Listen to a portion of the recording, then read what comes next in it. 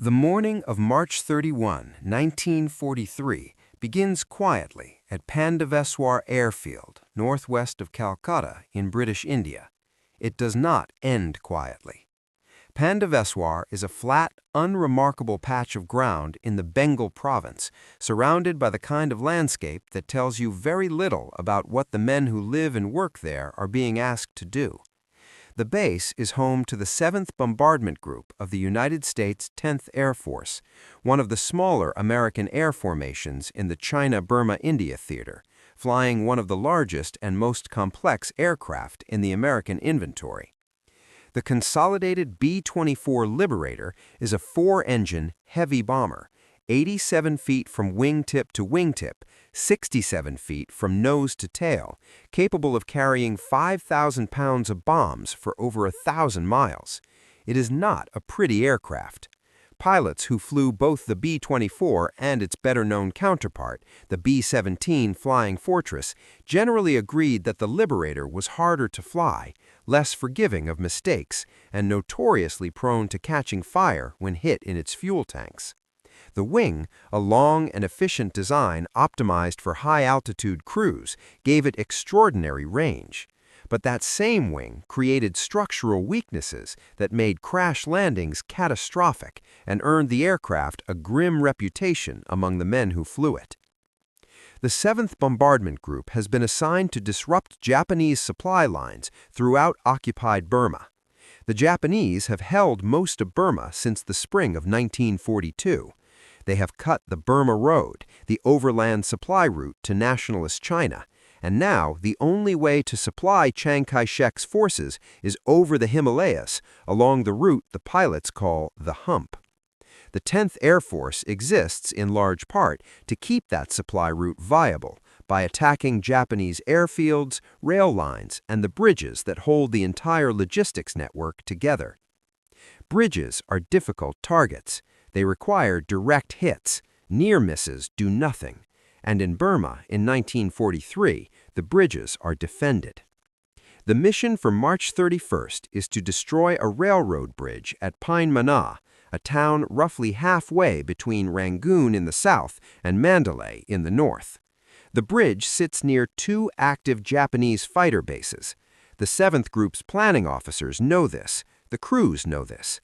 They go anyway, because the mission requires it, and because refusing dangerous missions is not something the men of the 7th Bombardment Group do. 12 B-24 Liberators lift off from Pandaveswar and form up heading east toward the Burmese border. Among them is the aircraft piloted by First Lieutenant Lloyd Jensen, a B-24 on the right wing of the formation leader, Colonel Conrad Neckerson. Jensen's co-pilot is Second Lieutenant Owen J. Baggett. Baggett is 22 years old. He is from Graham, Texas, a small city in Young County, and he has the kind of easy manner and quick smile that people in Graham remember as characteristic of the Baggetts generally. He graduated from Hardin-Simmons University in 1941, where he was drum major of the university's cowboy band. He went to New York after graduation and found work as a defense contractor on Wall Street. When Japan attacked Pearl Harbor in December of 1941, Owen Baggett was sitting in an office in Lower Manhattan. He enlisted in the Army Air Forces in February of 1942 and graduated from pilot training on July 26th of that year.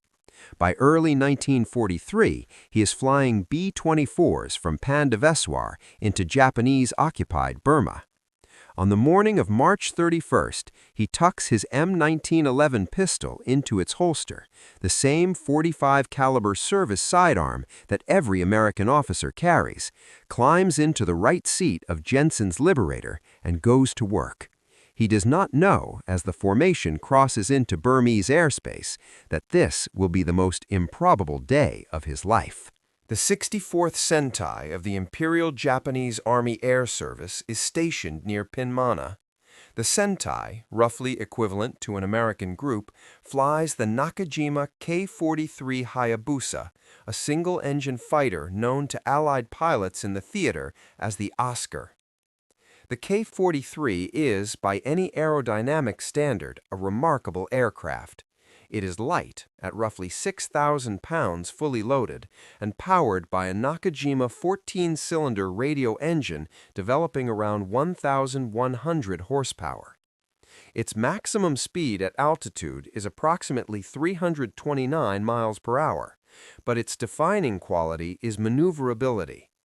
The K-43 incorporates a system the Japanese call butterfly combat flaps, special landing flaps that deploy during combat maneuvering to allow the aircraft to bleed speed in tight turns without stalling.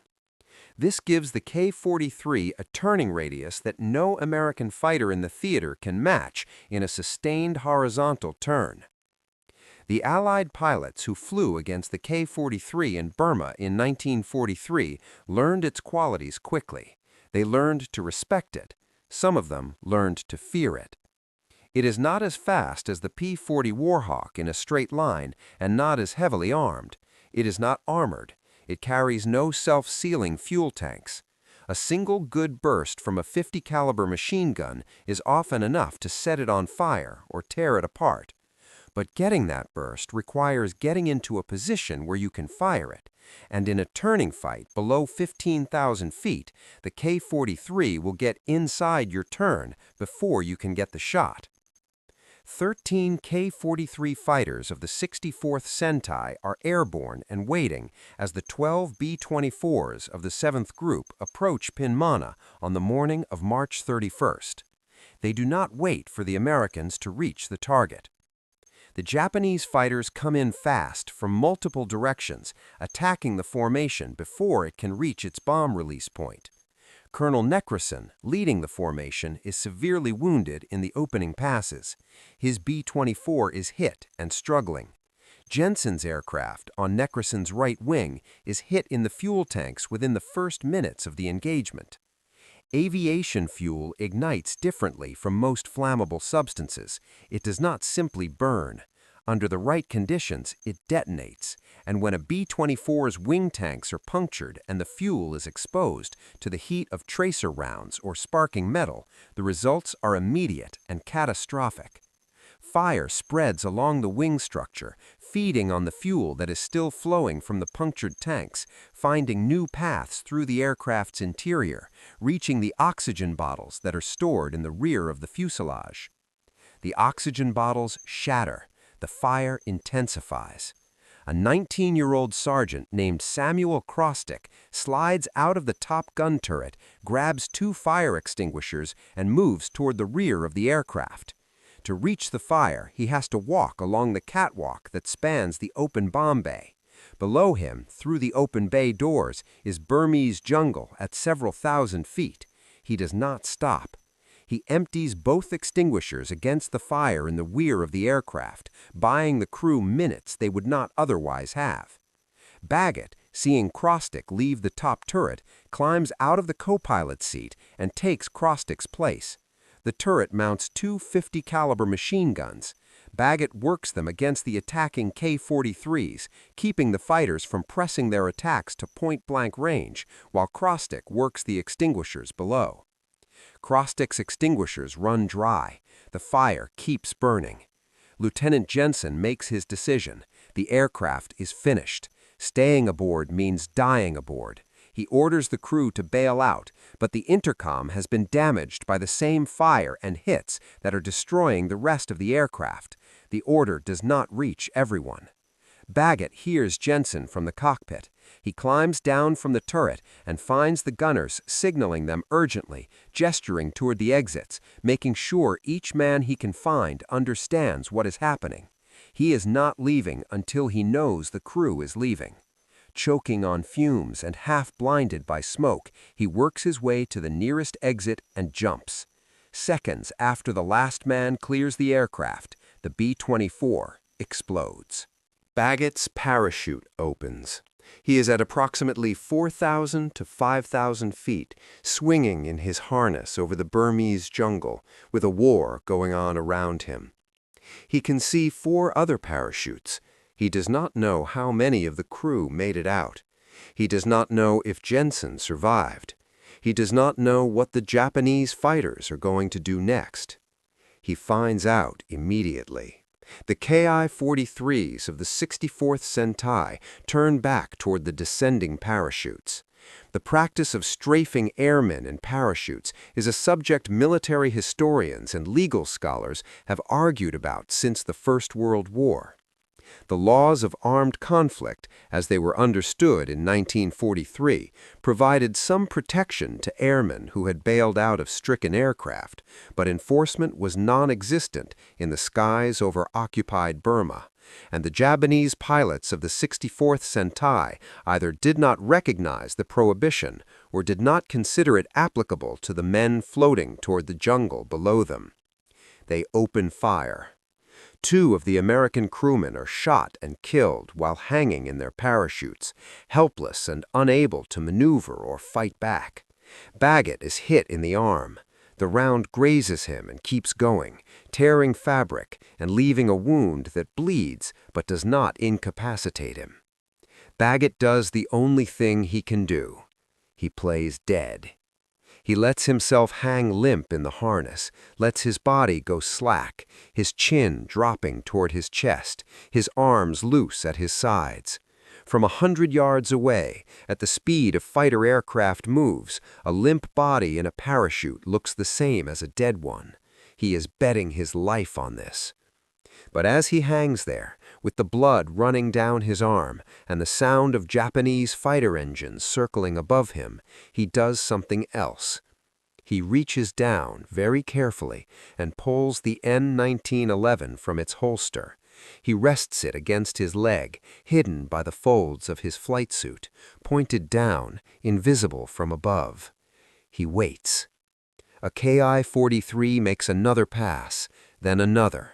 The Japanese pilots are checking their work, confirming kills, looking for anyone still moving. One of them is not satisfied. What happens next is, by any normal measure of probability, impossible. One Ki-43 pilot breaks away from the group and swings back toward Baggett's parachute.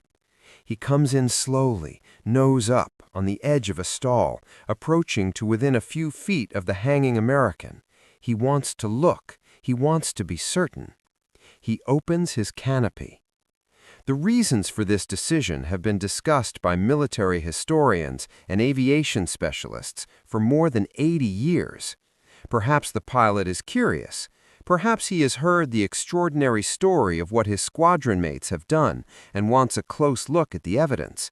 Perhaps he is checking whether the American is alive and armed, which would mean he believes the man is dead and is not, at that moment, afraid of him. Whatever the reason, the canopy slides back, and the Japanese pilot leans forward to look at the limp figure in the parachute. Baggett opens his eyes. He brings the M1911 up from beside his leg in a single motion and fires 4 rounds into the open cockpit.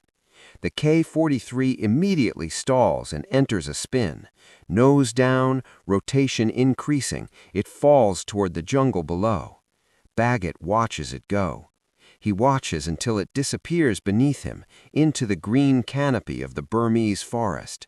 He does not see it crash. He cannot, from his position in the parachute, follow it all the way to the ground. He does not know in that moment whether he has killed the pilot or simply frightened him. He does not know whether the 4 shots he fired from a handgun designed for defensive use against targets at close range, discharged while hanging in a swinging parachute harness, shot in the arm, can possibly have accomplished what he thinks they may have accomplished.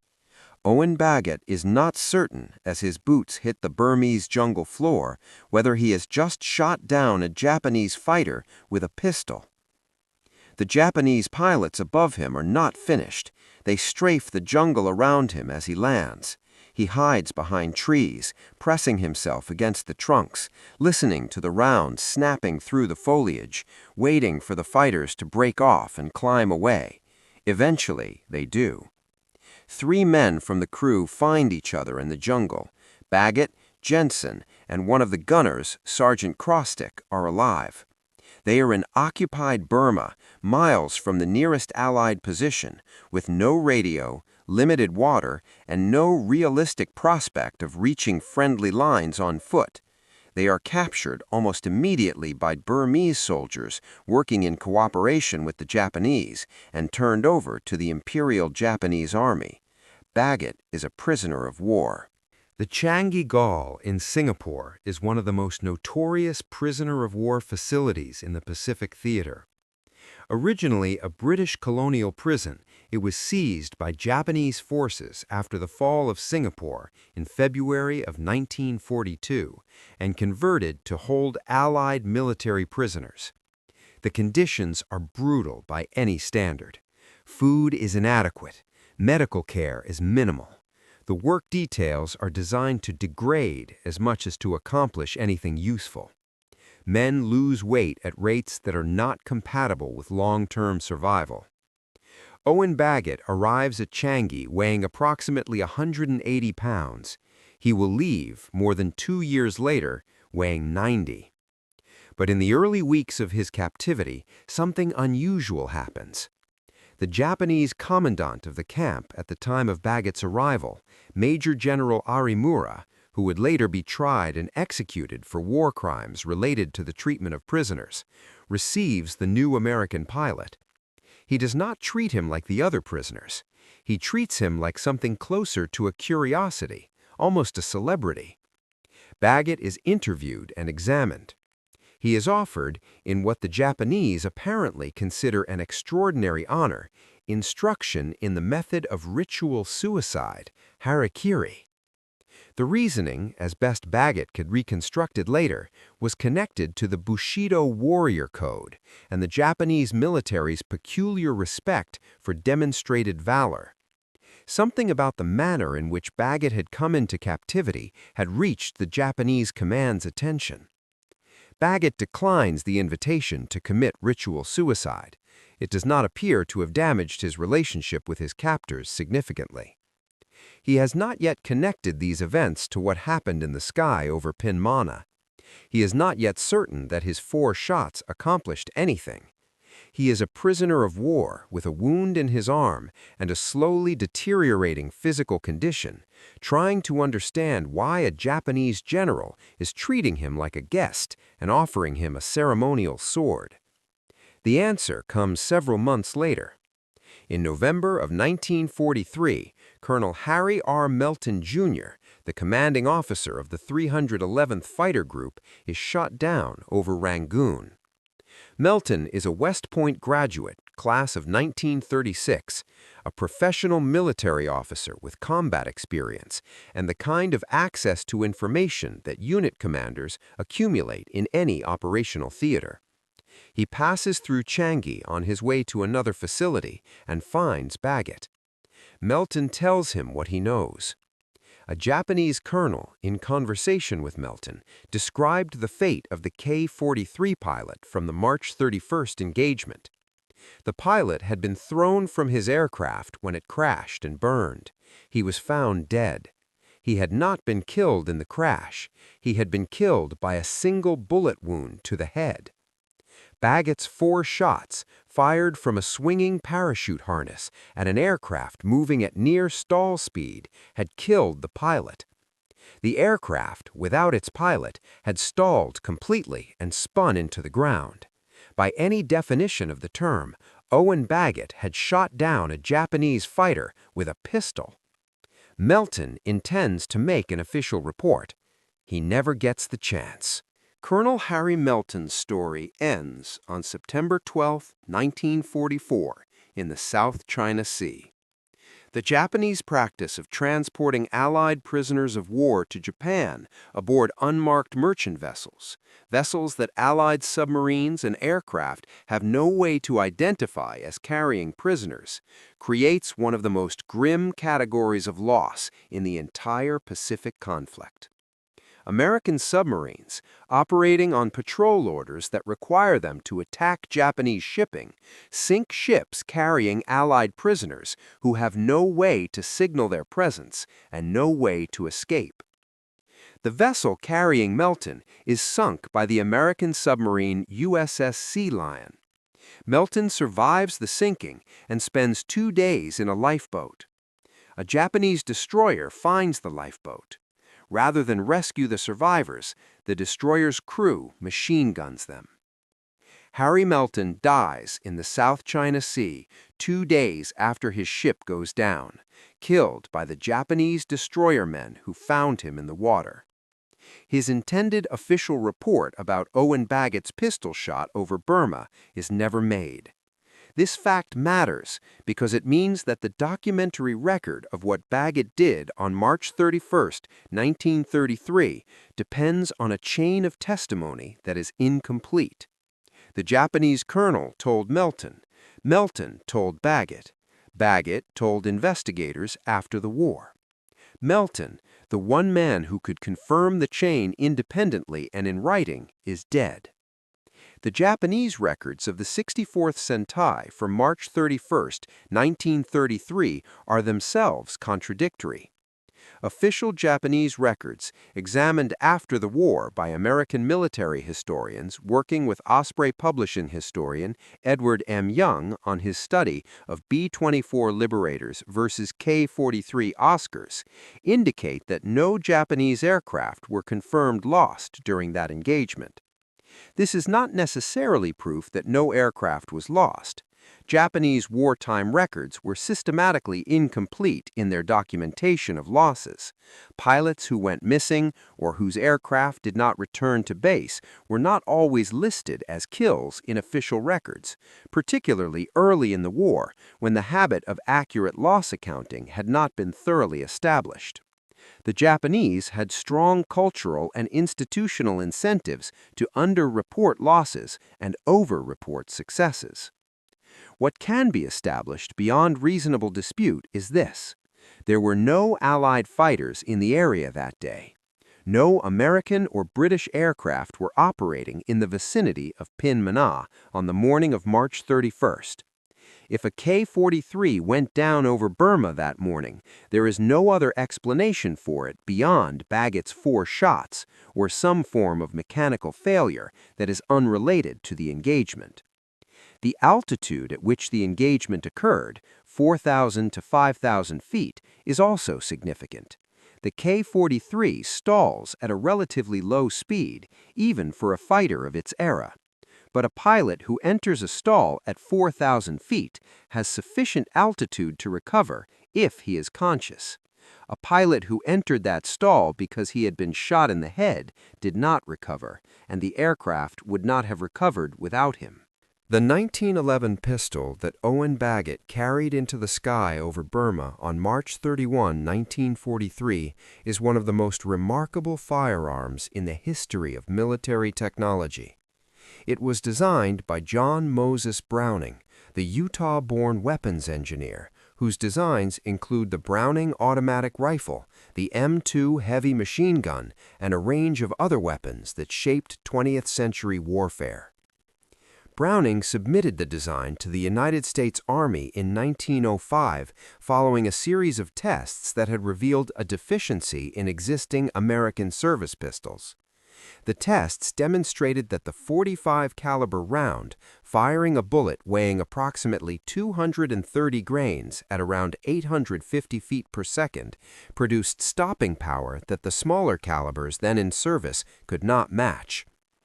The pistol was formally adopted as the M1911 in 1911, hence its designation. It was modified slightly in 1924 to produce the M1911A1, which is the version Baggett carries. The modifications are minor, mostly ergonomic. The operating principle is unchanged. It is a short recoil, single-action, semi-automatic pistol holding 7 rounds in the magazine and 1 in the chamber. Its effective range, for a trained shooter engaging human-sized targets, is generally considered to be about 50 yards under field conditions. Baggett fires from a range that is considerably shorter than 50 yards. The K-43 pilot, nose up, canopy open, examining the limp figure in the parachute, is within a few feet. But the situation is not, technically, a simple close-range shot. Baggett is swinging in a parachute harness. He is wounded. He has been hanging in the sky for a period of time sufficient for his body temperature to have begun dropping in the altitude-chilled air.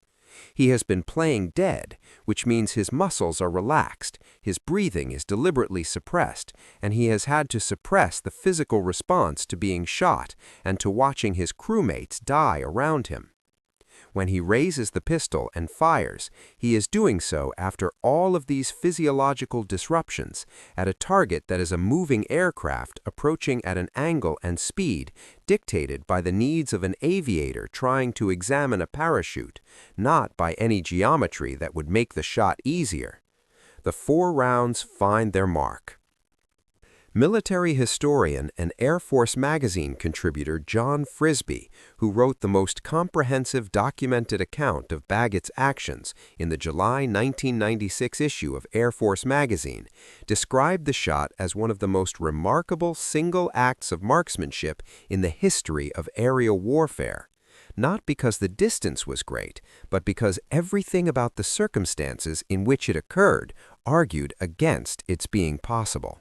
Owen Baggett spends 30 months in the prisoner of war camp at Changi. The slow deterioration of the body that captivity produces under these conditions is not dramatic in the way that battle is dramatic.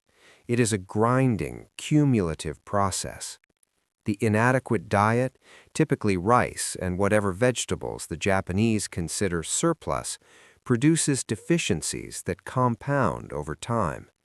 Beriberi, a disease caused by thiamine deficiency, is common among the prisoners. Malaria is endemic. Dysentery kills men who arrived at the camp healthy. The physical labor demanded of prisoners is calibrated not to accomplish useful work, but to exhaust and weaken. Baggett goes from 180 pounds to 90. He loses half his body weight. In the prisoner of war accounts that emerged from Changi after the war, the men who survived describe the experience in terms that make the physical degradation almost secondary to the psychological demands of 2 years of uncertainty. The uncertainty of whether the war would be won, the uncertainty of whether they would live to see it end, the uncertainty in the final months as the pace of Allied operations in the Pacific accelerated and the bombing of Japanese cities began, of whether they would be killed by their captors in the event of a Japanese defeat. Baggett survives all of it. He also has, during those 30 months, a great deal of time to think about what happened over Pyinmana. He later described his inner deliberation about the shot as a gradual process of assembling evidence. He had not, at the moment of firing, believed that 4 pistol rounds fired from a parachute could bring down a fighter aircraft. The idea seemed absurd. He filed it away as an action taken in desperation, with unknowable results. The story Melton brought him about the dead pilot and the bullet wound to the head forces a reassessment. Baggett reaches no certain conclusion. He is not the kind of man who claims certainty he doesn't have. What he concludes is that the evidence, such as it is consistent with a conclusion that his 4 shots killed the pilot and brought down the aircraft. He accepts the possibility. He does not promote himself as having achieved something extraordinary. The Japanese treat this reticence with considerable interest of their own. On September 21, 1945, 8 agents of the Office of Strategic Services parachute into Singapore. The OSS, the American Intelligence and Special Operations Organization that is the direct predecessor of the Central Intelligence Agency, has been operating throughout the Pacific Theater for years. In the final weeks of the war, as Japanese resistance collapses across the region, OSS teams are dispatched to prisoner-of-war facilities to reach American and Allied prisoners before local Japanese commanders can make decisions about their fate. The team that parachutes into Singapore finds Owen Baggett among the 38 prisoners they are liberating. For the first time, Baggett learns the full shape of his own story. He learns that in the United States, In the Air Force's community, his name is already associated with the most improbable aerial kill in the history of American military aviation. He learns that the people who know what happened over Pyinmana on March 31, 1943, have been telling the story throughout the war, that it is passed from squadron to squadron the way such stories do, accumulating detail and emphasis with each retelling, and that he has arrived home as something the Army Air Forces community considers a living legend. Baggett is characteristically skeptical of the legend. He tells the story as he experienced it, with full acknowledgement of its uncertainties.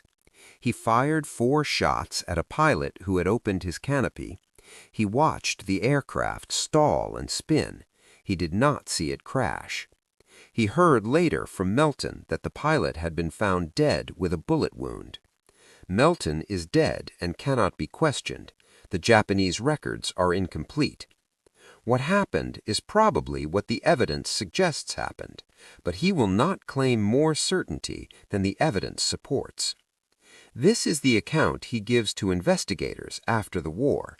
It is the account he gives in subsequent years when he is asked about it, which happens frequently. Owen Baggett continues to serve in the Air Force after the war. He is not famous in the way that fighter aces are famous, the way that men with long confirmed kill lists are famous. His single confirmed aerial kill is of a kind that defies the normal categories of military achievement. There is no checklist for shooting down aircraft with pistols. The Air Force does not have a procedure for crediting pilots with kills achieved while hanging from parachutes with a sidearm. Baggett himself is not interested in the fame. He is interested in the work. He serves at Mitchell Air Force Base on Long Island, where he becomes known for his work with children, sponsoring a boy and a girl through the base's Commander for a Day program. He serves in various roles through the Korean War period and into the Cold War, accumulating the quiet career of a professional officer who does his job well and does not seek recognition beyond what the job requires. He retires from the Air Force in 1973 as a full colonel after 31 years of service. After retirement, he returns to the defense industry that first employed him before the war, working as a defense contractor manager for the Litton Corporation. He settles in San Antonio, Texas, not far from the small town of Graham where he grew up. He does not, as far as the historical record shows, spend much time talking about Pyinmana. Owen John Baggett dies on July 27, 2006, at the age of 85 in San Antonio, Texas. His obituary in the San Antonio Express-News notes his service in the Second World War. It mentions the story. The story requires no embellishment. On March 31, 1943, a young man from a small Texas town was flying a co-pilot seat in a burning B-24 over occupied Burma when the aircraft was destroyed by Japanese fighters. He helped get his crew out of the aircraft before the explosion. He parachuted into the sky over enemy territory. He watched his crewmates die around him, shot by the same pilots who had just destroyed his aircraft. He was wounded. He played dead. When the opportunity presented itself in the form of a Japanese pilot who opened his cockpit canopy to look at what he assumed was a corpse, Baggett raised his service pistol and fired 4 rounds. The aircraft stalled and spun into the Burmese jungle. The pilot was later found with a bullet wound to the head. Whether we call this a confirmed kill or a probable kill, whether we resolve the contradiction between Baggett's account and the official Japanese records, what we cannot argue with is the decision itself. A wounded man, hanging helpless in a parachute, chose not to remain helpless. He had a sidearm that everyone in the American military establishment considered primarily a defensive weapon of last resort, useful at close range, not useful against aircraft. He used it anyway because the opportunity was there and because he was not the kind of man who let opportunities pass when his crewmates had just been killed. The odds against that shot working were, by any reasonable calculation, enormous. The M1911 pistol is not designed to engage aircraft. Its bullet is not designed to defeat aircraft structures. What Baggett had was a pilot who had opened his cockpit and leaned out to look at what he was certain was a dead American, and what Baggett had was enough. Edward M. Young, in his authoritative study of B-24 Liberators versus K-43 Oscars in the China-Burma-India Theater, published by Osprey in 2012, examines the March 31st engagement in detail and acknowledges the unresolved contradictions in the record without dismissing the core account. The absence of Japanese confirmation is not the same as evidence that nothing happened. Wars produce incomplete records, and the Imperial Japanese Army Air Service was not a bureaucracy noted for its commitment to accurate loss accounting. What can be said with confidence is that Owen Baggett did what the record says he did. He fired the shots. He watched the aircraft go down. He received the account from Melton in captivity. He survived 30 months as a prisoner of war, losing half his body weight, and came home and told the story the same way every time, without inflation, without embellishment, with the same acknowledgement of uncertainty that characterized his original account. That consistency is its own kind of evidence. There are men who do things in war that can be verified by 10 witnesses and official documents stamped in triplicate. And there are men who do things that the chaos of combat makes nearly impossible to verify. Things that happen in the sky above a jungle in occupied Burma with no one watching except the man who did them and the pilot who came too close and the witnesses who will later be killed before they can file their reports. Owen Baggett is one of the second kind. He went to war with a sidearm that everyone knew you couldn't use against aircraft, and once, in 4 shots, proved everyone wrong. The pistol is designed to defend you when everything else has failed.